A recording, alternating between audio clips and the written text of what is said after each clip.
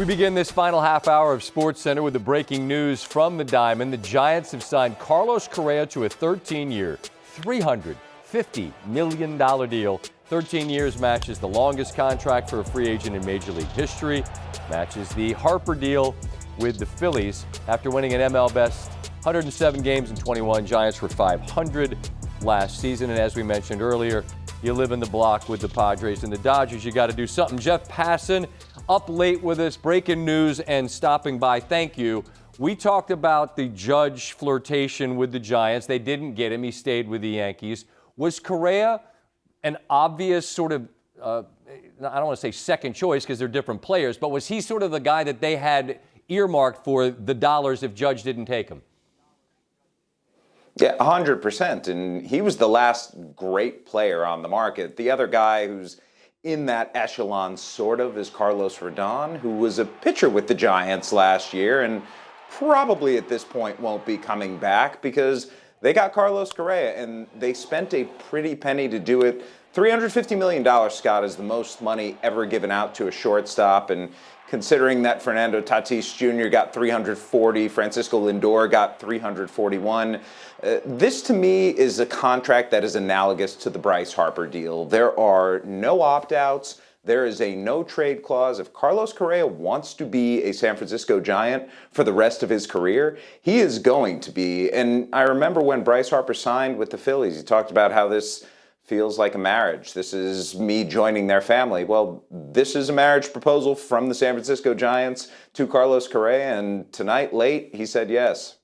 I run the risk of being mocked and being called a dinosaur for hitting you with these back of the baseball card numbers, but Correa goes 291, 22 homers, 64 RBI. I know there are other ways to measure productivity, but I'm also looking at $350 million next to those numbers, and it takes him to 40. So I'm trying to figure out, Jeff, and I always kind of laugh at this because you know you're not going to get, it's diminishing returns, but for how long do the Giants reasonably expect to get big-time numbers, and what do big-time numbers even look like these days?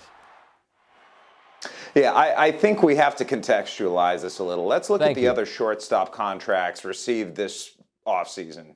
Xander Bogaerts, who is older than Carlos Correa, got 11 years and $280 million from the San Diego Padres. Trey Turner, who is also older than Carlos Correa, got 11 years and $300 million from the Philadelphia Phillies. Now, you could argue that they are comparable players to him, especially Turner, but I think widely across Major League Baseball, Correa was seen as the slightly superior over his peers shortstop in this offseason. But we also have to remember that was him last year too, Scott. And he ended up signing for 3 years and $105.3 million with the Minnesota Twins. Now, he had the opt-out after year one of the contract. And remember, he turned down 5 years and $160 million from the Houston Astros, the team that he had spent his entire career with, and ended up signing for that 35 in the 1 year this year. Well, you take the 35 and you add it to the 350 tonight, and he had $200+ million guaranteed beyond what the Astros offered him. He bet on himself, much like Aaron Judge did, and much like Aaron Judge, he came out of it better for it. And bully for him. And look, the Giants have been trying for a long time to make a massive splash like this. They've done so. As I mentioned, they live in the same neighborhood with the Pods and the Dodgers, who spend money like it's just being printed in the back. Should we expect anything else from the Giants this year? Yeah, we're sort of wrapping up free agency. Yeah. The Giants signed Mitch Haniger and brought him in. They've made some moves with the pitching staff, bringing in Sean Manaea and Ross Stripling in the last 36 hours or so. They're a better team, no question. Are they the team that beat the Dodgers in the National League West a couple of years ago? Probably not, and third place seems about right for them.